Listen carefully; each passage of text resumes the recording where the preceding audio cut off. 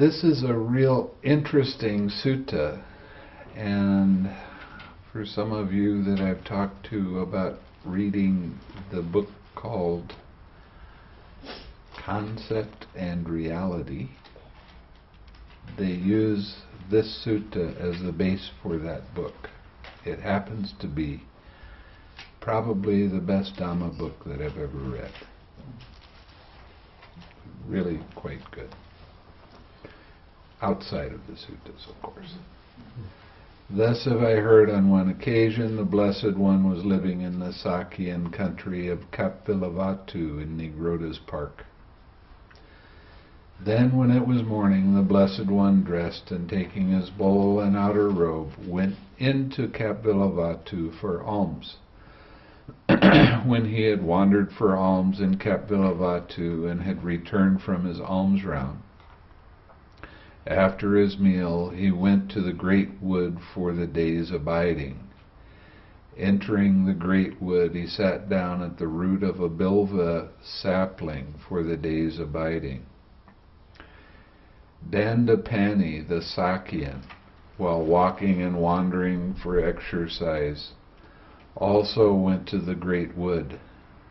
And when he entered the great wood, he went to the bilva sapling where the Blessed One was, and exchanged greetings with him. When this courteous and amiable talk was finished, he stood at one side, leaning on his stick, and asked the Blessed One, "What does the recluse assert? What does he proclaim?" "Friend, I assert and proclaim my teaching in such a way that one does not quarrel with anyone in the world, with its gods, its maras, and its brahmas, in this generation with its recluses and brahmins, its princes and its people, in such a way that perceptions no more underlie that Brahman who abides detached from sensual pleasures, without perplexity, shorn of worry, free from craving of any kind." Sounds good, doesn't it? When this was said, Dandapani, the Sakyan, shook his head, wagged his tongue, and raised his eyebrows until his forehead was puckered with 3 lines.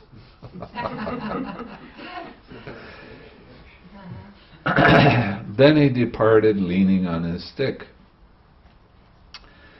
Then, when it was evening, the Blessed One rose from meditation and went to Nigroda's park, where he sat down on a seat made ready for him and told the monks what had taken place. Then a certain monk asked the Blessed One, "Venerable Sir, how does the Blessed One assert and proclaim his teaching in such a way that he does not quarrel with anyone in the world, with its gods, its maras, and its brahmas, in this generation with its recluses and brahmins, its princes and its people? And Venerable Sir, how is it that perceptions no more underlie the Blessed One, that Brahman who abides detached from sensual pleasures, without perplexity, shorn of worry, free from craving of any kind of being?" Monk, as to the source through which perceptions and notions born of mental proliferation beset a man, if nothing is found there to delight in, welcome and hold to, this is the end of the underlying tendency to lust, of the underlying tendency to aversion, of the underlying tendency to views, of the underlying tendency to doubt, of the underlying tendency to conceit, of the underlying tendency to desire for becoming, of the underlying tendency to ignorance. This is the end of resorting to rods and weapons, of quarrels, brawls, disputes, recrimination, malicious words, and false speech. Here these evil, unwholesome states cease without remainder. That is what the Blessed One said. Having said this, the Sublime One rose from his seat and went into his dwelling.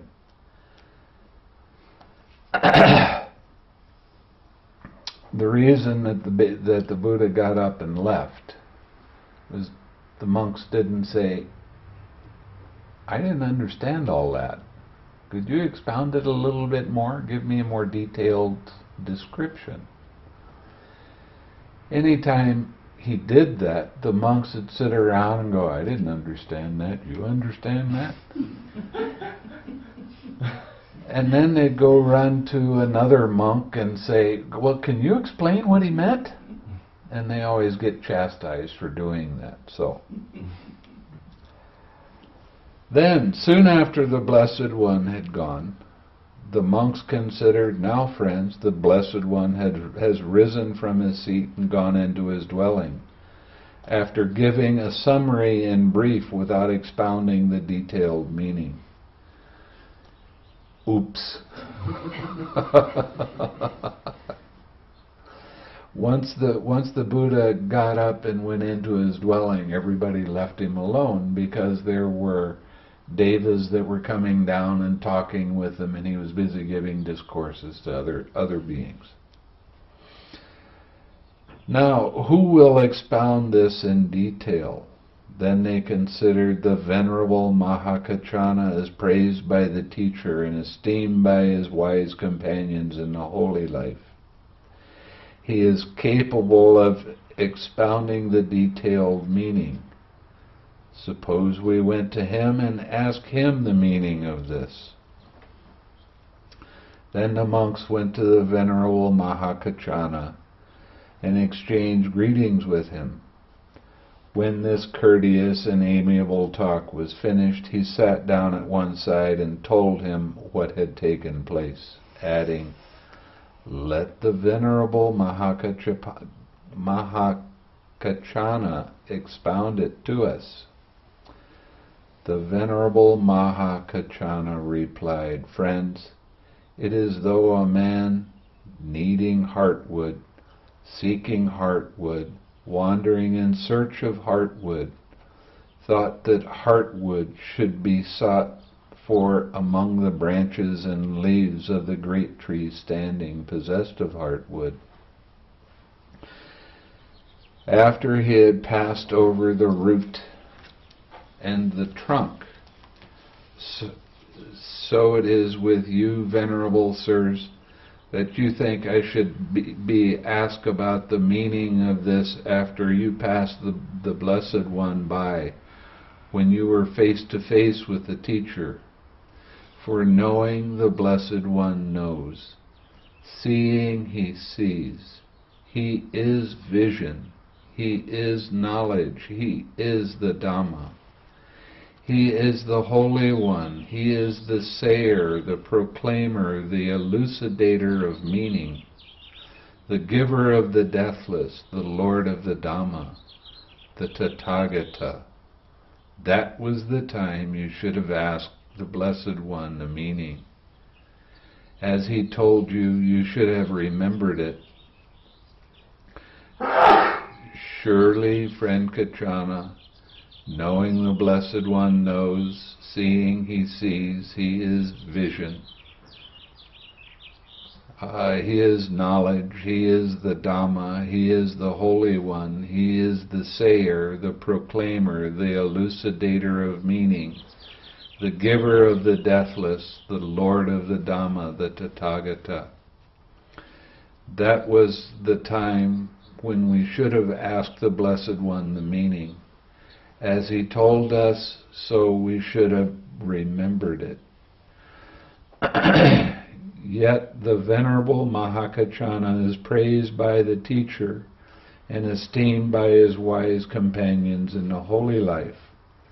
The Venerable Mahā Kaccāna is capable of expounding the detailed meaning of this summary given in brief by the Blessed One, without expounding the detailed meaning. But the Venerable Mahakachana, but let the Venerable Mahakachana expound without finding it troublesome. Then listen, friends, and attend closely to what I shall say. Yes, friends, the monks replied. The Venerable Mahakachana said this: Friends, when the Blessed One rose from his seat and went into his dwelling after giving a summary in brief without expounding the detailed meaning, that is, monks, as to the source through which perceptions and notions, born of mental proliferation, beset a man, if nothing is found there to delight in, welcome and hold to, this is the end of the underlying tendency to lust, and this is the end of resorting to rods and weapons. Here these evil, unwholesome states cease without remainder. I understand the detailed meaning to be as follows. Dependent on the I and forms I consciousness arises. Sound familiar? The meaning of the three is contact. With contact as condition, there is feeling. What one feels, that one perceives. What one perceives, that one thinks about. What one thinks about, that one mentally proliferates. With what one has mentally proliferated as the source, perceptions and notions born of mental proliferation beset a man with respect to the past, future, and present forms cognizable by the eye. Okay, what'd that mean?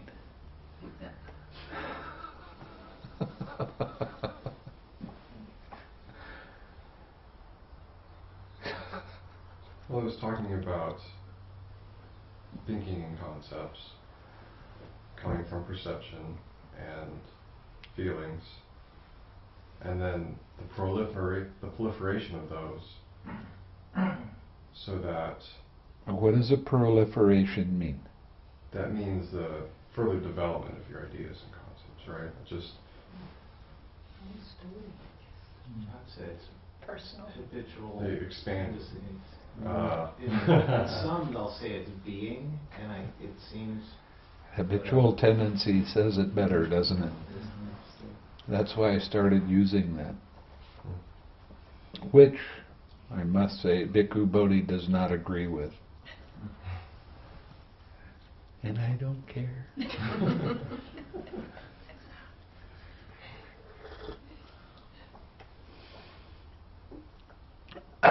So keep going.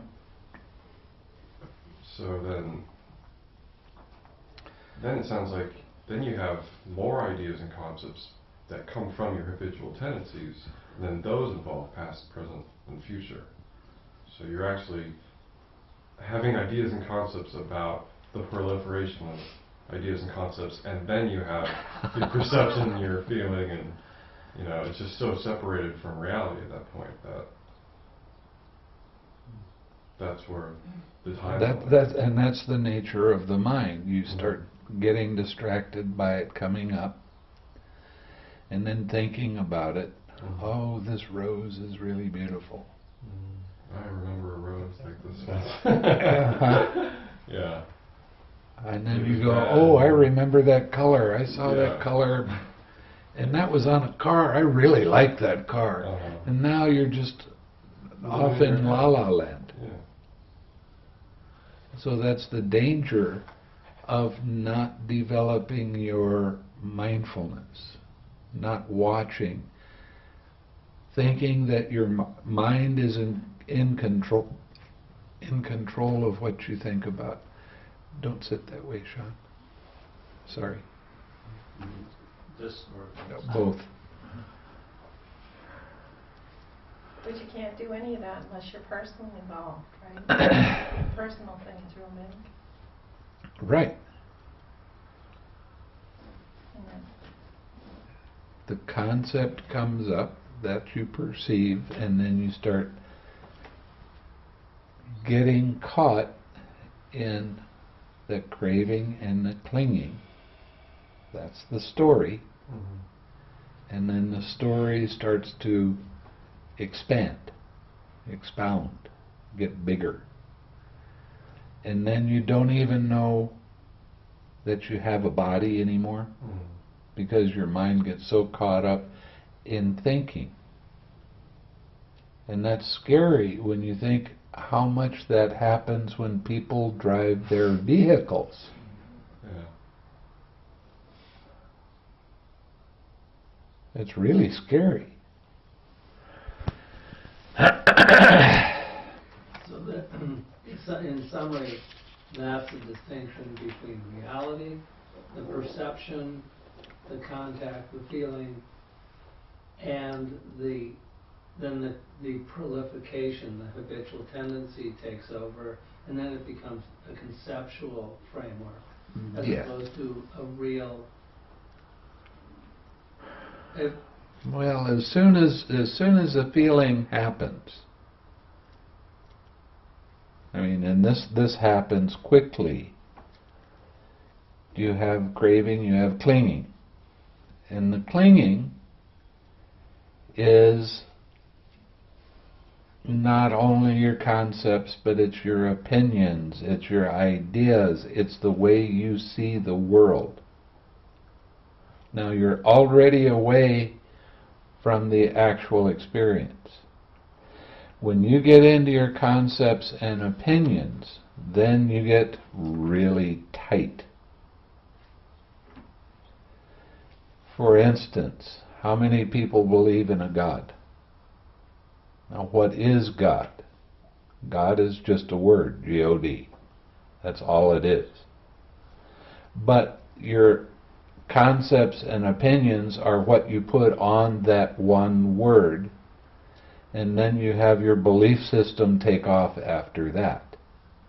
But is that the reality of the situation? Or are you able to see how things arise to come to the conclusion of an opinion? You see what I'm saying? Yeah. So let me just state.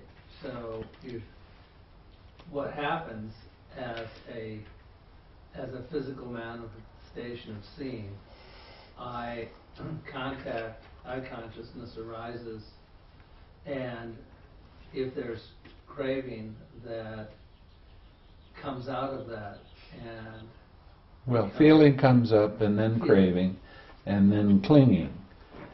And so once the story once it becomes an I story, then it becomes a concept. Oh yeah. Okay. So the difference is, that's the difference. That's when reality changes to concept. Well, the reality is that feeling is there. Right. It's so that's impersonal. That's impersonal until the craving arises. Then that's personal. That's the start of the personal, and then it gets big personal when it gets to the clinging. Yeah. So would Papañca be in the craving or in the habitual tendencies or throughout? The Papañca starts with craving. Starts with craving. Yeah. What does Papañca mean? Concepts. Well, it also means self-identifying concepts. Yeah. But you can't have concepts without personal affect. It's impossible. I have to be there to have a concept. Well, I'm not saying it isn't. Right. You were just wondering. Oh. So after you experience Nibbana, let's say the path and fruition, you know that there's no personal self, but things are still playing out that way. Concepts, ideas. Yeah, but the craving is not as strong, and your awareness is much stronger.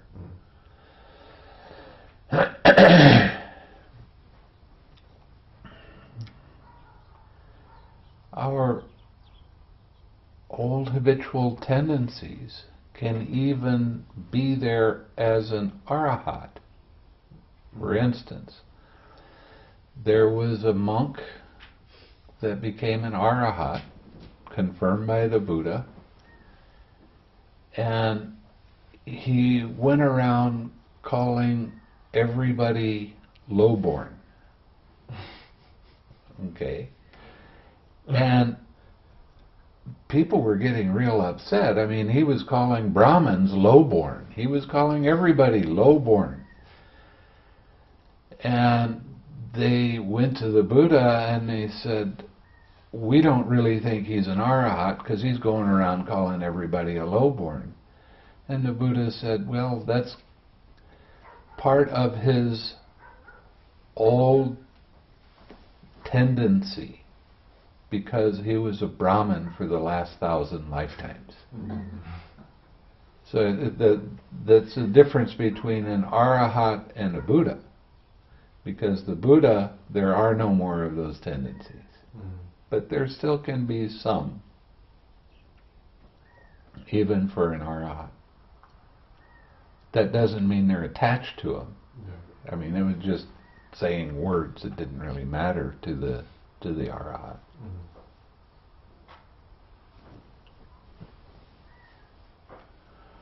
Okay, dependent on the ear and sounds, dependent on the nose and odors, dependent on the tongue and flavors, dependent on the body and tangibles, dependent on mind and mind objects. Mind consciousness arises. The meeting of the three is contact. With contact as condition, there is feeling. Now, some of you in your meditation are able to notice when contact arises and you relax right then. And when you're able to relax right then, feeling does not arise. And if feeling doesn't arise, then there's no perception, there's no thoughts, there's no craving and clinging, there's no mental proliferation as any kind of distraction. Okay? Got it? Sir. I'm just checking. It's okay if you don't have it. Yeah, I'll say if I don't. Okay.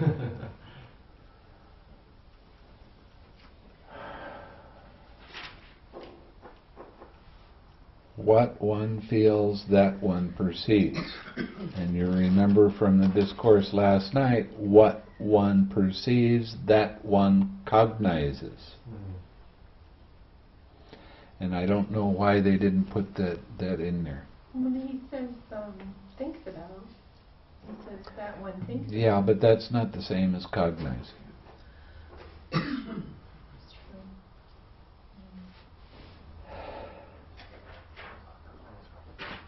Now, what one perceives, that one thinks about. Now, this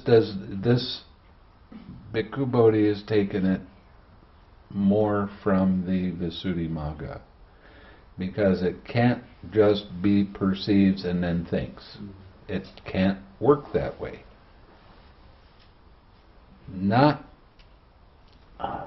Well, I said to you today that not every thought has craving in it, but it does, but it's subtle. It's very, very subtle. Because it's, I want to know. And that is the first part, and then there is the thinking. And the thinking is the story. So, Is that the clinging? yeah. Okay. And then when we're getting into what one thinks about, that one mentally proliferates, that's getting into our habitual tendency. Right. with what one has mentally proliferated as the source, perceptions and notions born of mental proliferation beset a man. Now, what are we really talking about here? I brought up the idea of what is God. And I used to get a kick out of asking people because I got so many different answers, it was unbelievable. And I started realizing that it's part of a mental proliferation. There's opinions, concepts, ideas about what that person believed in. And then I started looking deeper. At least with the Christians and the Muslims, they start talking about God is always the same. It's the same in the past, it's the same in the future, the same right now. And I started realizing that that was the deep-seated desire for something in the universe to be permanent. Mm-hmm. Oh, yeah. We want something that's solid, that we can say, this is it. And it's never changing. It's always going to be the same. But nothing's ever the same. Everything is in a state of change. Some things change faster than others, but change is always part of the universe. So, I want everybody here to sit still. Can you do it? Your blood's moving around. Atoms are moving around. The world's moving around. The universe is moving around. Sit still. How can you do that? So there's these concepts and ideas that don't really meet with the true reality of everything. And that's why concepts really are a problem. Because wars are fought over concepts. So when the Buddha was talking, I'm not in conflict with anybody, what was he actually saying? He said, I see reality. I have seen it exactly like it is, and there's nothing that's permanent, and there's nothing that's personal. If you let go of craving, like he was talking about in the book, and there is no more craving, how can there be a personal self with anything that arises? It's impossible. So when he's talking about reality, he's talking about seeing things exactly as they are, without any conflict, without any opinion, without any ideas. He's talking about having the direct experience and seeing things as they actually are, without any color of, I sure would like it to be this way. So this mental proliferation leads to a lot of strife, a lot of pain, a lot of suffering. How many wars are fought in the name of religion?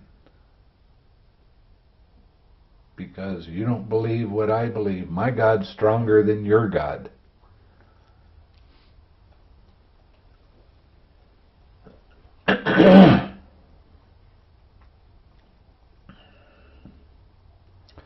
When we see things as they actually are, we see that these little tiny things arise and pass away continually. But there's nobody home. It's just part of a process. And it's not even your process. It's just a process. This is why dependent origination is such an important aspect of the teaching, because it's aimed at showing you that everything is process, and there's nobody home. There's a belief that there's somebody home. There's a desire for somebody to be home, but the truth is, it's not right. It doesn't meet with the reality of how things work.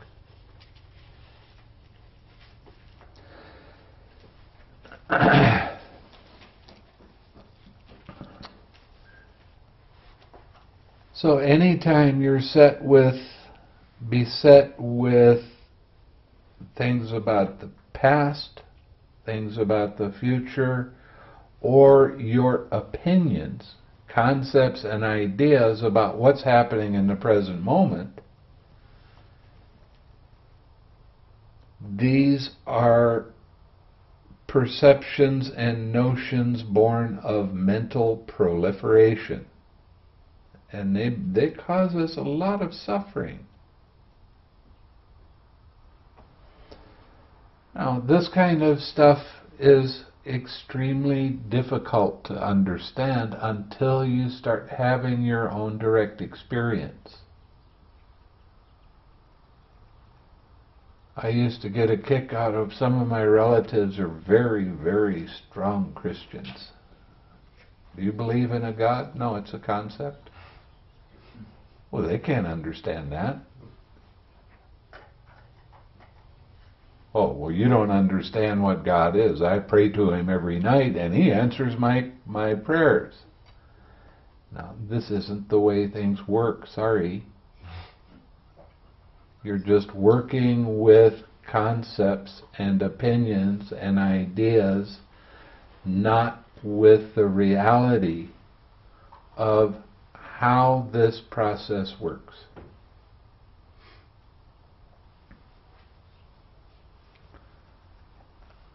So to try to explain that to someone else that's not doing the practice is at best frustrating, and at worst getting people angry at you because they don't understand what you're saying. So it's best not to even bring it up.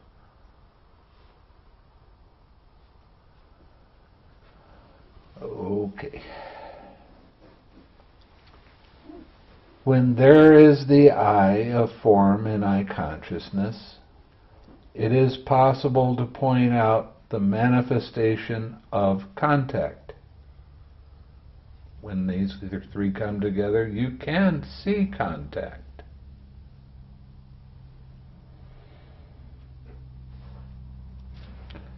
When there is the manifestation of contact, it is possible to point out the manifestation of feeling.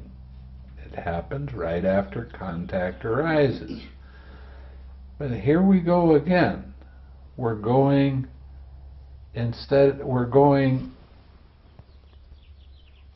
from the standpoint of suffering. And I like the standpoint of the cessation of suffering. And that's what I'm trying to show you when you come into the interview and you say, I say, can you see feeling? And you say, yes. What's right before that? Okay, but that's concept until you see it. So how do you describe what contact is? well, you can use these words that, well, it's I in form and I consciousness, and these three are contact, but that's concepts. When I start talking to you individually about this feeling arises or something arises, right before that, it's a little kind of vibration, it's hard to put into words. Okay? That gives you the direction to point at so you can see it for yourself. And right before contact, what is there? Well, there's another little thing. It's a different kind of vibration. It's not quite the same, but you'll be able to see it. And you'll be able to see mind. You don't really see the six sense bases. That's just more, it's kind of like concept to get you to understand what mentality and materiality actually are. Okay? You don't really see the six sense doors, but you do see the mentality and materiality, and you can see it come up, and you'll know that those two are together. They kind of arise at the same time. But there's a different kind of feeling to it. There's a different way of seeing. And then what happens right before that? See, when you start working backwards, what you're doing is, if you see mentality, materiality arise, and you relax into that, let it go, then there is no contact, there is no feeling, there is no craving, there is no clinging, there is no habitual tendency, there is no birth of action, there is no sorrow, lamentation, pain, grief, And despair. or despair. Or despair.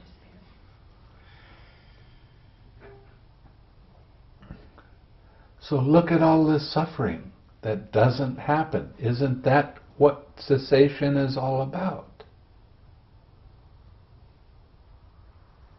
It's being able to sharpen up your mindfulness to such a degree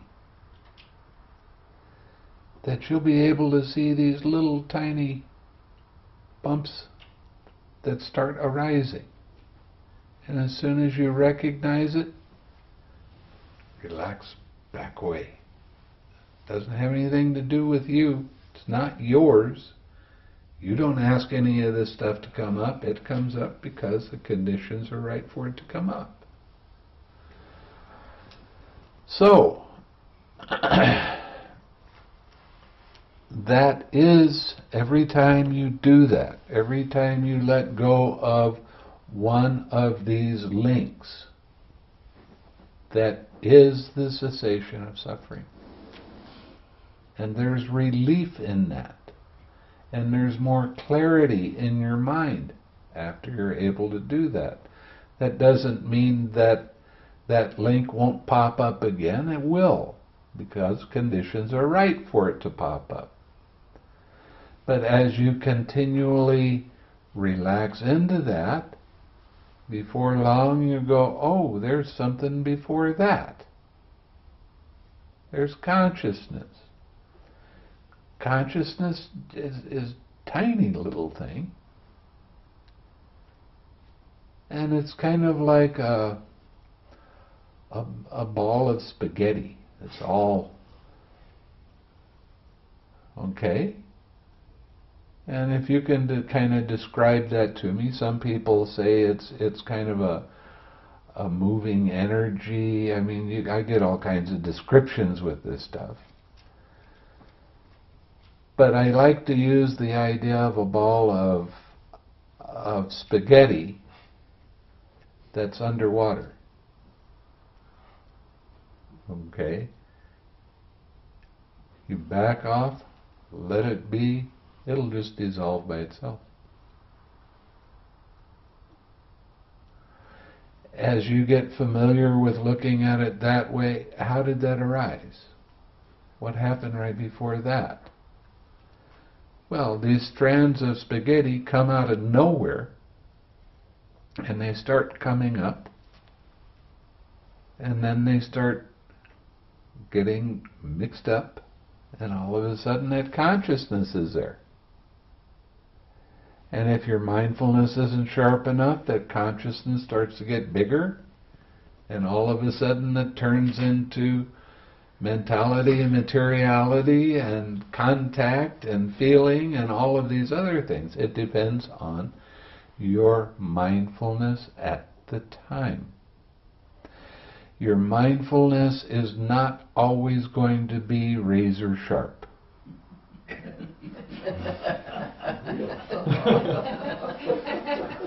Boy, don't you wish you'd have said that? That one we know. But it's a matter of developing. It's a matter of practice, of seeing, and your interest in how all this stuff does work.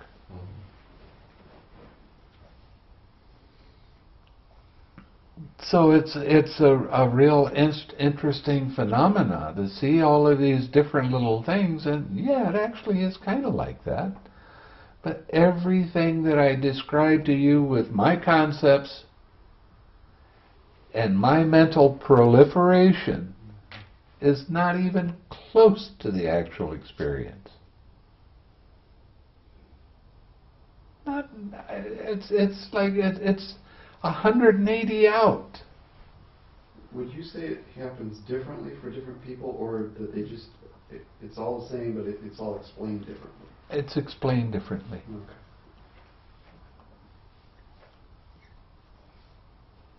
And therein lies the problem, because then you have to be the translator to try to say, well, is that what it really looked like? I don't know.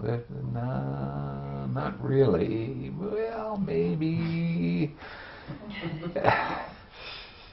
It's hard to, when you start getting into these subtler states, it's real hard to describe. And then you describe it one way, and you describe it another way, and you describe it another way, and I have to sit there and go, are they all talking about the same thing or not? Well, what happened right after that? And what happened after that? Then I can get an idea of the... See if it's the right place. Yeah. But it gets really subtle. It's not easy to be able to show people all of the links of dependent origination and how they work. And a lot of this depends on the intelligence of the individual. Some people, they don't even have to, they can stay at feeling, and all of a sudden they understand, and they get into the cessation of perception, feeling, and consciousness. Other people, they got to work and work and work and get down to all of the finest little detailed things. Doesn't mean you won't attain Nibbana, it just means you have to work a little bit harder, and it has a lot to do with your past experience. I mean your past lifetime's experience of doing the meditation. If you've had many lifetimes of doing meditation, when you get to this lifetime you'll naturally understand things a little bit more easily. Even though you were doing one-pointed concentration before, there is no problem. There was a lot of people during the time. One instance, the Buddha decided to give a Dhamma talk to 1,200 monks. They were ascetics, and they had all been practicing one-pointed concentration. So he sat down and he started explaining about Everything is burning. What's burning? Your eye is burning. Your eye contact is burning. Your eye feeling is burning. Craving is burning. He went through the whole list of things. And because he was showing them how to relax, how to back off, and just see it the way it actually was, at the end of the discourse there was 1,200 arhats. But their understanding was very close, and they developed their concentration. All they had to do was add this little extra step of bink. And they got it. I mean, that's just hearing one discourse. That's pretty amazing. So even though somebody can spend a long time doing one-pointed concentration, that doesn't mean that they can't attain Nibbana in this lifetime. If they add this little tiny extra step of relax, they'll start to see how all of these things come together and how all of these things start to intertwine. So the kind of practice they did before, it was absorption concentration, is not a waste of time. You learn your discipline, your mind is reasonably alert because you can keep it on one thing without having it move around.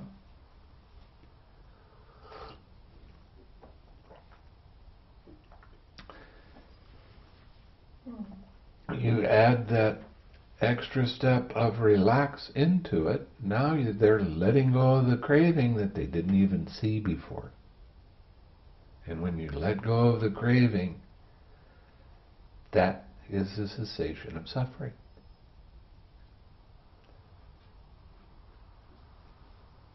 So, a lot of people doing a lot of different kinds of meditation, they come to me and they say, I want to learn what you're doing. And what they wind up saying is, I've gone deeper faster than I ever dreamed possible.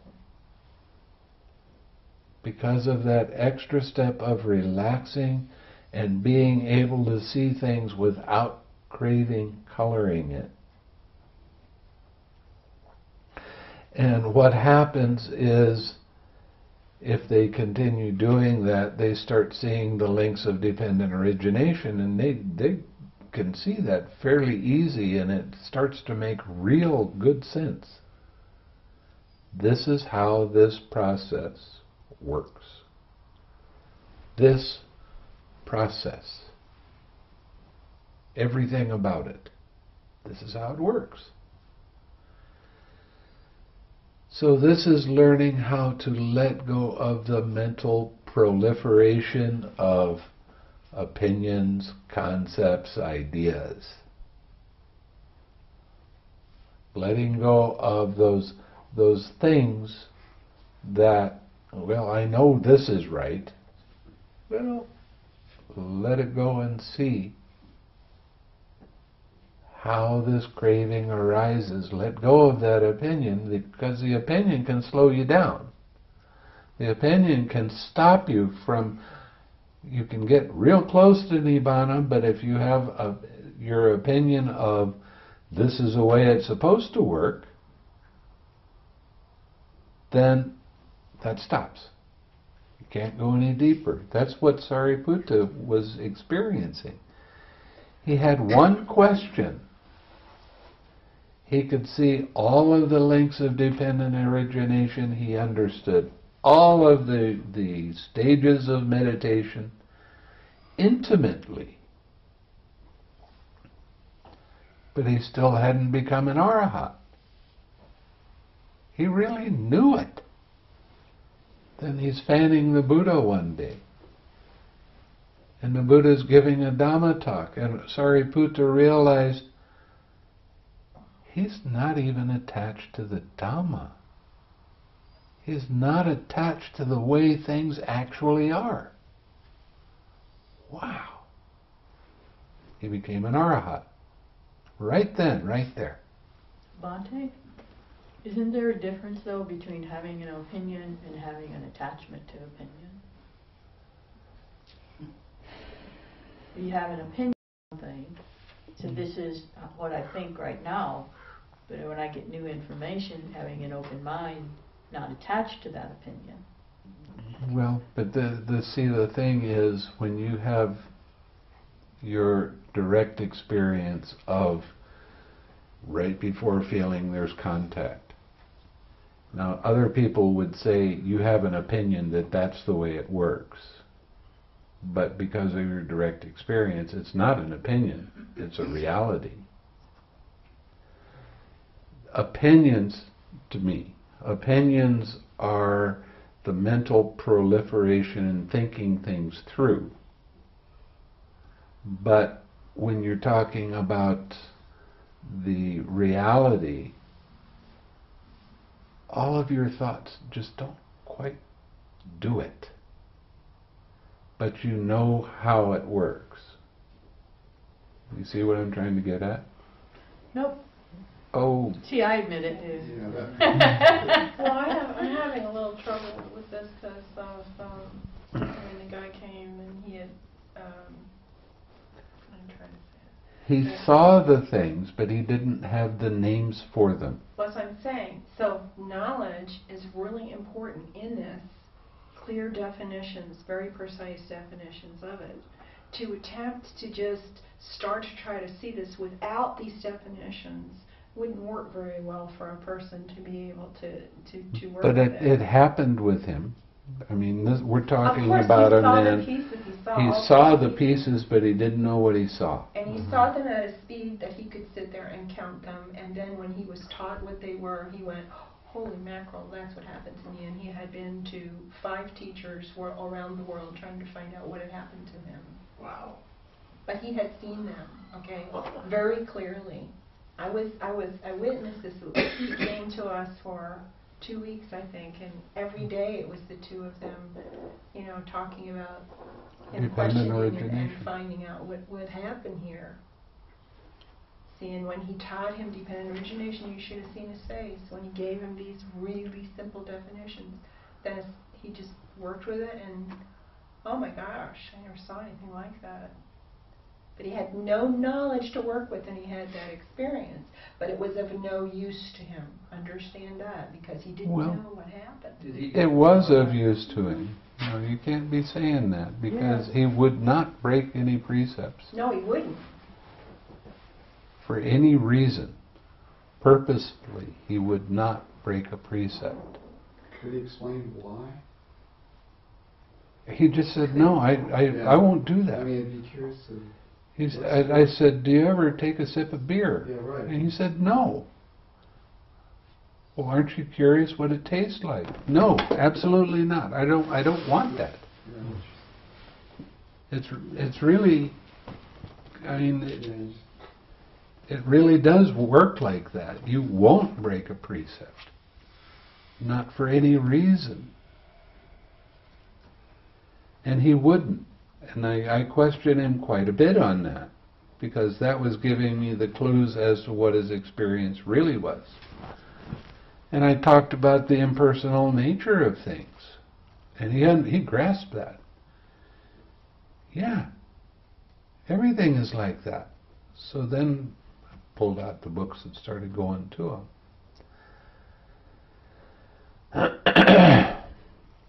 But getting back to opinions, the opinions are still concepts.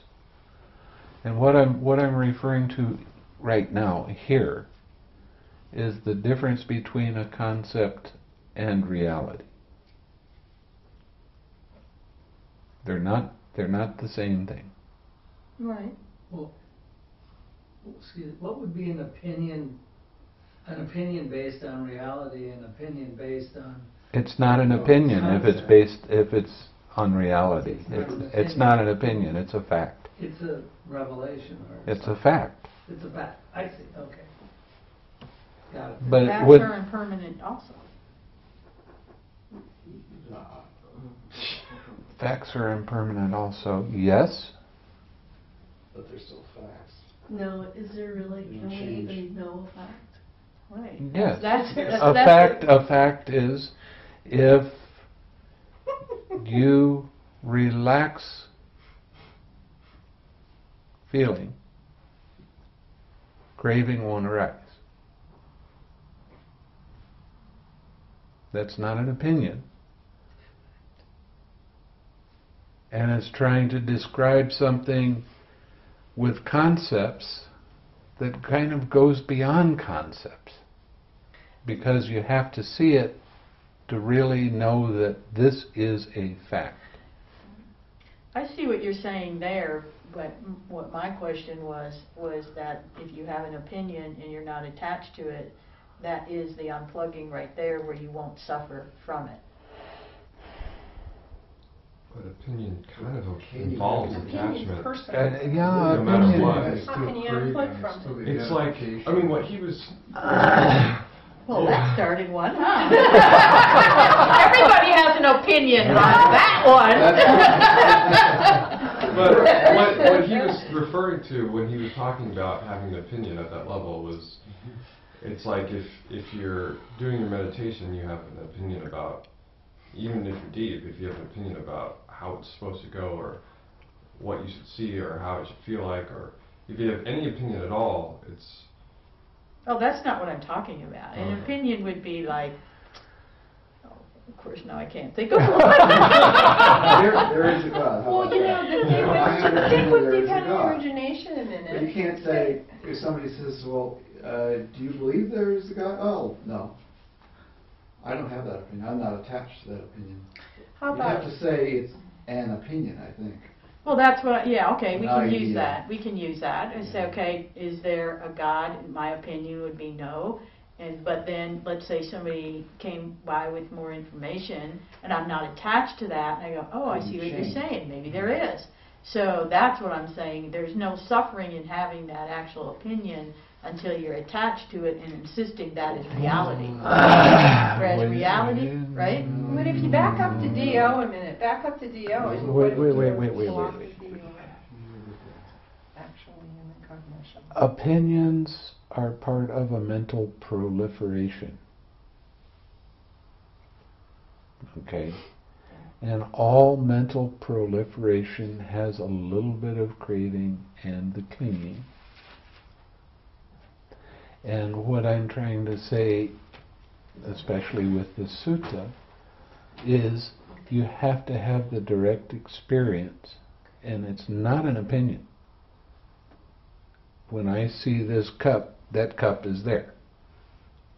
Okay, that's not an opinion, that's right there. But when you start seeing things as they actually are, it's going much deeper so that you can let go of your concepts and say, okay, that happened. It happened this way. But when you come back out of that and you try to describe that to somebody else, you can get into opinions. Did that help? Yeah. Oh, good. Yeah. Because that's kind of like what I was saying. It was, when somebody else had said, trying to describe your experience in meditation, of where you are in this process, that you're getting several different ideas, concepts, Yeah. opinions of what is actually happening. Yeah, and there does take some deciphering with that. Right. There's also something very similar in some of the viewing community where the mind perceives something and then it comes along and then places an idea of what that is, and it's called an analytical overlay. So like maybe looking at the cup, you might see a white cylinder that is so high and has these shapes. But then identifying that as a cup would be the analytical overlay, and where the pure perception would be just seeing the hard cylindrical shape here that Well, but here again, you're getting into what is the definition of perception. Yeah, I have a question about that. Personal aspect of perception. Because I had an experience when I was walking where, maybe I shouldn't do this, but sometimes I close my eyes because I just walk in a straight line. That can be dangerous.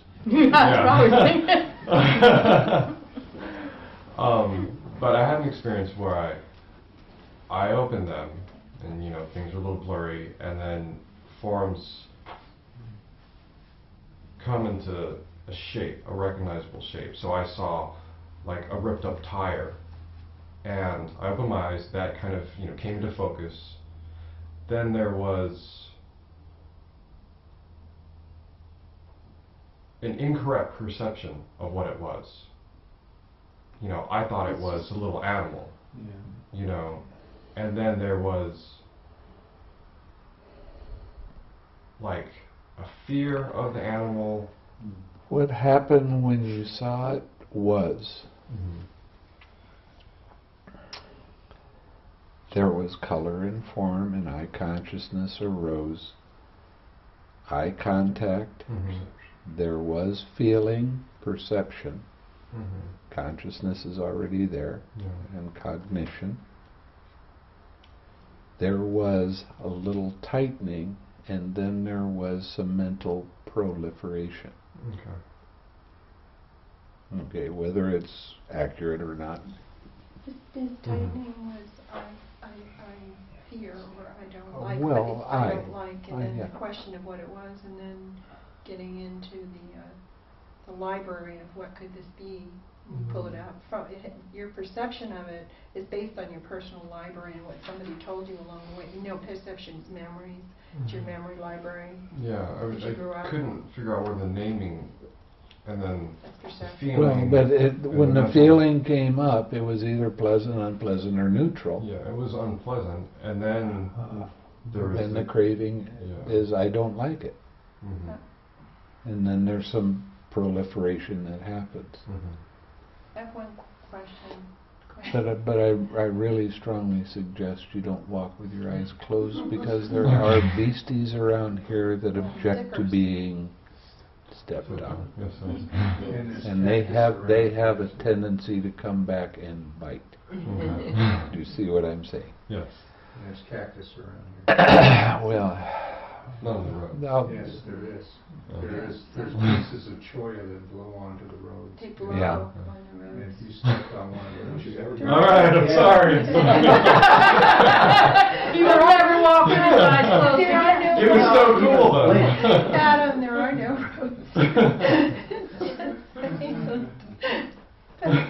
Question.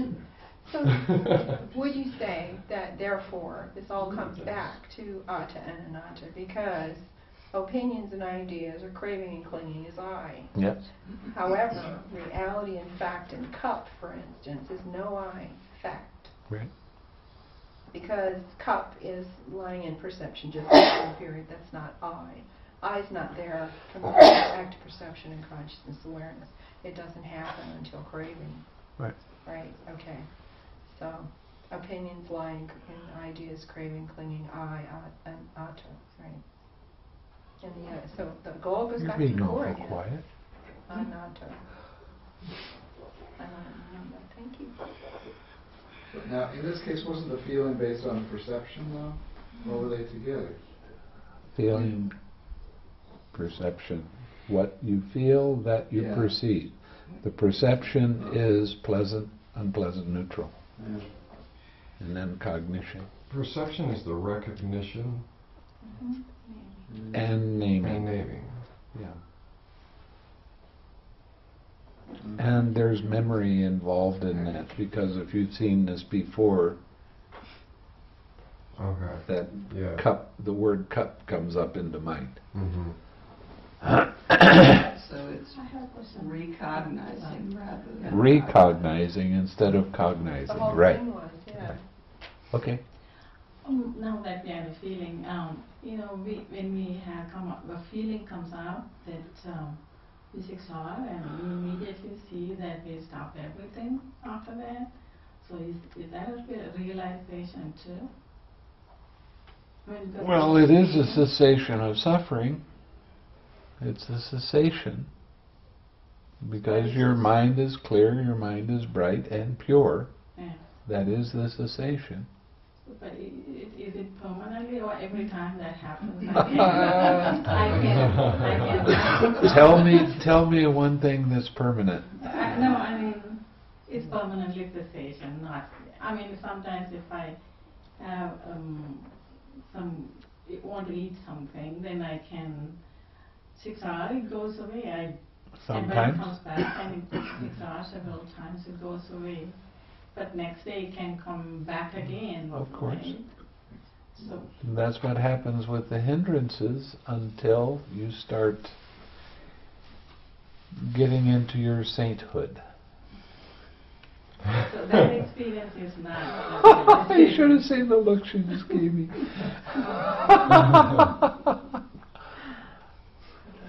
So what?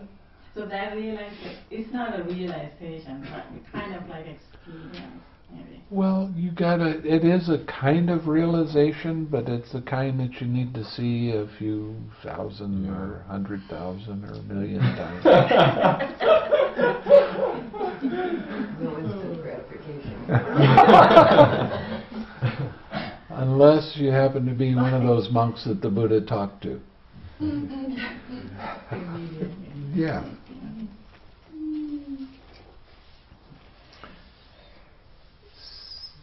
Interesting sutta, isn't it? Brings up a lot of stuff. Now I got to find out where I was. Well, you were in 17, but you only did the high.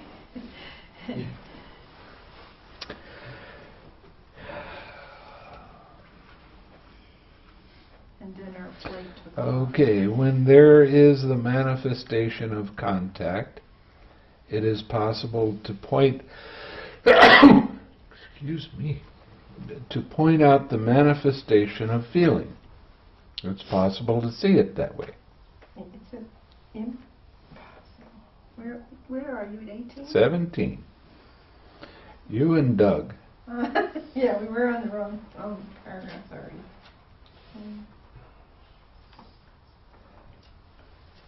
When there is the manifestation of feeling, it is possible to point out the manifestation of perception. It's possible to see that perception. I like it, I don't like it. When there's a manifestation of perception, it is possible to point out the manifestation of craving and clinging. And that leads to thinking. When there is a manifestation of thinking, it is possible to point out the manifestation of besetment by perceptions and notions born of mental proliferation. This is why I have an idea of the way this works, and you have an idea, and it's different, and then we start arguing with each other because of our own personal perceptions and notions, because of the way we think and see. Now, when you let go of that, then you're not ever going to fight with anybody. That's what the Buddha just got through saying, isn't it? He said, I don't fight with anyone or anything in this world. Yeah, why would he? Because he saw exactly how it works. He saw the reality. And he saw that everything other than that is Papañca. It is concept. Yes? He doesn't fight with anyone, but he doesn't admonish people. He's not doing it because he wants to. He does it because it's of benefit to other people. To that person. Okay.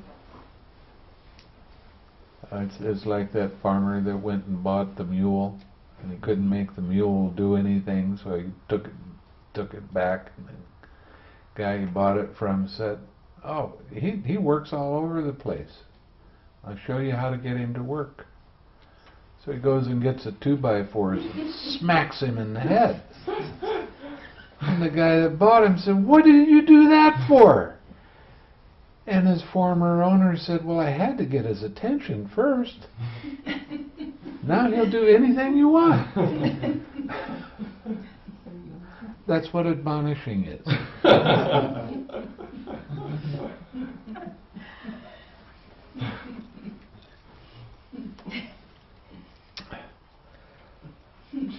When there is the ear sound and ear consciousness, when there is the nose odor and nose consciousness, when there is the tongue flavor and tongue consciousness, when there is the body tangible and body consciousness, when there is mind, mind object and mind consciousness, it is possible to point out the manifestation of besetment.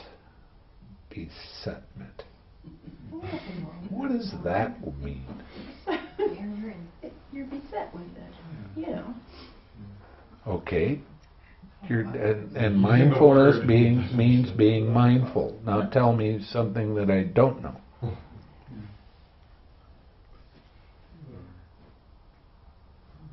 Plagued by it? Grabbed hold by it. Grabbed hold by I it? did. Obsessed. Okay, I like that. Which one? Obsessed. Obsessed by it? Obsessed by perceptions and notions born of mental proliferation. That works well. Thank you. When there is no I, no form, no I consciousness, it is impossible to point out the manifestation of contact. Now it says these three things, but if one of them doesn't arise, if there is no I, there can be forms, but there can't be any I consciousness.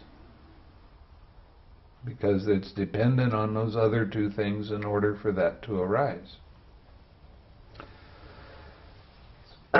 So it's impossible to have contact if those things aren't, three things aren't there. When there's no manifestation of contact, it is impossible to point out the manifestation of feeling. So what was I telling you in the interviews? When feeling arises and you notice there's something right before then, if you relax into that, let it be, no feeling arises. And if no feeling arises, no craving arises, no craving, no clinging, no clinging, no habitual tendency, no birth, no sorrow, pain, and all the rest. Yeah. I was ready. For that moment. Well, for that series of things, yes. And you only have to experience that a few thousand or 100,000 times, or a million, or 10 million. Depends on. It all depends on how intelligent your mind is to grasp it. Now that's what the the insights are all about. Okay? Because you see it, and you might have seen it for many times, and then all of a sudden you go, wow, that really is true. That's what the insights are all about. Recognizing these different links and going, yeah. Then nobody can ever change your opinion of whether that's really true or not.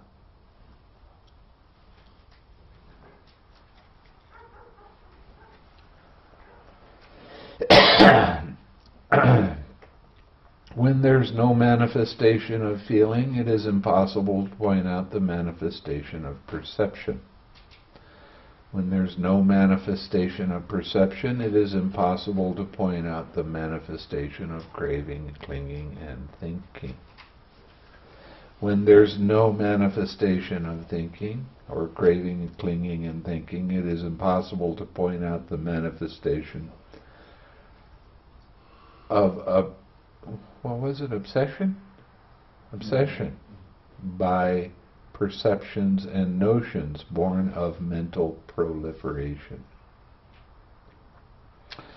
When there's no ear sound or ear consciousness, when there's no nose odor or nose consciousness, when there's no tongue flavor or tongue consciousness, when there's no body tangible and no body consciousness, when there's no mind object and no mind consciousness, it is impossible to point out the manifestation of obsession by perceptions and notions born of mental proliferation.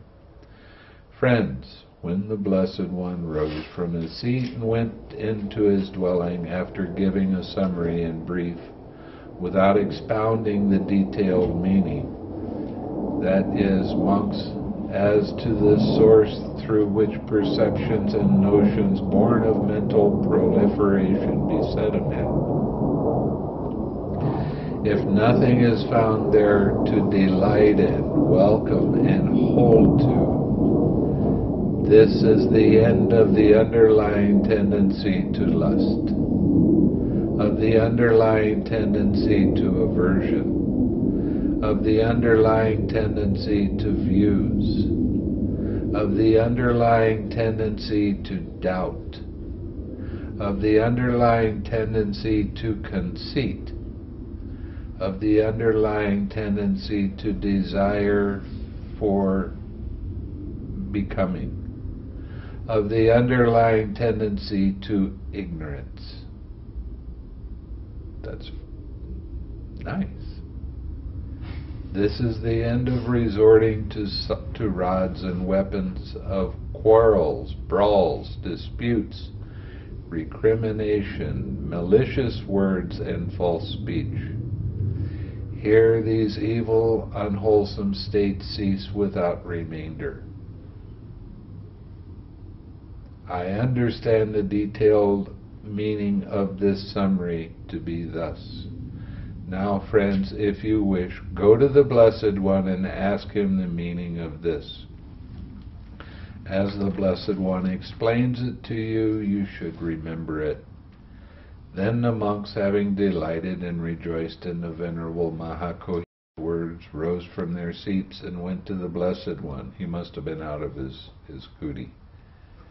After paying homage to him, they sat down at one side and told the Blessed One all that had taken place after he had left, adding, "Then, Venerable Sir, we went to the Venerable Mahā Kaccāna and asked him about the meaning. The Venerable Mahā Kaccāna expounded the meaning to us with these terms, statements, and phrases. Mahā Kaccāna is wise, monks. Mahā Kaccāna has great wisdom.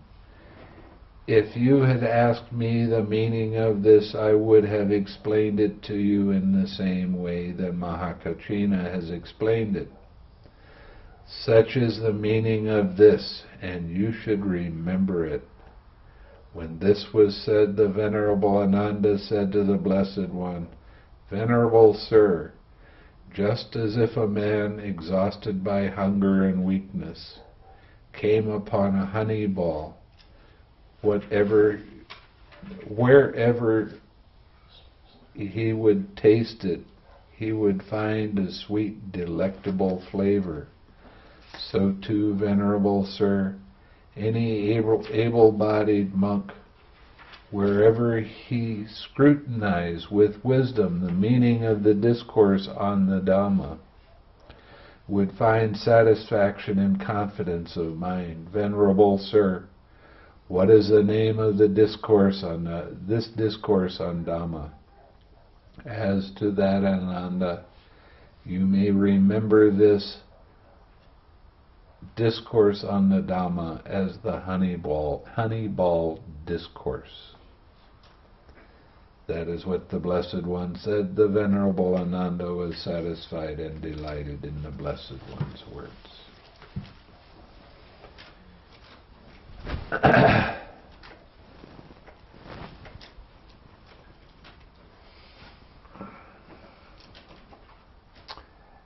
And I really do highly recommend that at some point you read Concept and Reality. That monk has a beautiful way of expounding on. Let's share some merit then. May suffering ones be suffering free, and the fear-struck fearless be. May the grieving shed all grief, and may all beings find relief. May all beings share this merit that we have thus acquired for the acquisition of all kinds of happiness. May beings inhabiting space and earth, Devas and Nagas and mighty powers share this merit of ours. May they love, protect,